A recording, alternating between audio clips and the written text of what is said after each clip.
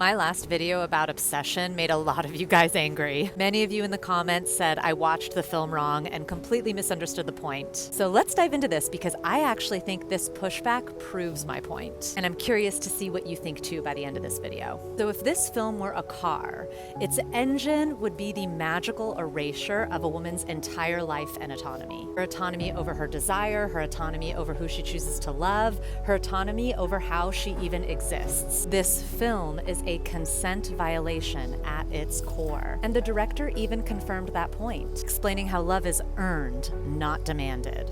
Now, I personally felt like I basically watched a woman get raped for 2 hours while I was watching this movie. And as a sex scholar, what unsettled me most is not the film, but how we all consumed the film. To be fair, most of you spotted the irony of this film, which is that Nikki is the victim and Bear, the nice guy, is the villain. But here's what I noticed more than anything, and it's where the camera focused its attention throughout the entire film. The movie continues to focus on Bear, the predator. We sit with his longing, his yearning, his panic, his guilt. While the woman at the center of the story is pretty much scenery. Her face, her experience, her interior battle as the wish takes over her body and mind. All of this gets sidelined, and really all we see is her sobbing at the end. We don't really get anything from her mind or her perspective.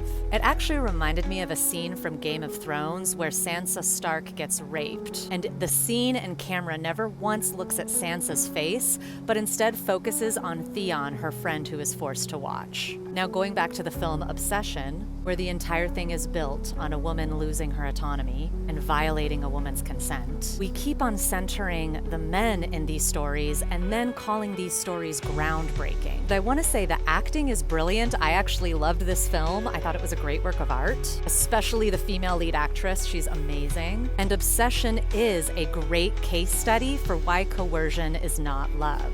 But here's what I keep returning to. A story about a woman's autonomy being taken from her and a major consent violation is the breakout commercial hit of the year. But when women make films like this, they rarely get funding or commercial success. Instead, we as consumers tend to glorify the male directors who make these films and call them groundbreaking. But this is a film about rape and consent that essentially makes all the women in this film scenery. But here's the thing, good art makes us think and feel and argue. I'm so grateful this film exists and we can talk about these subjects. So that's what I think. What do you think?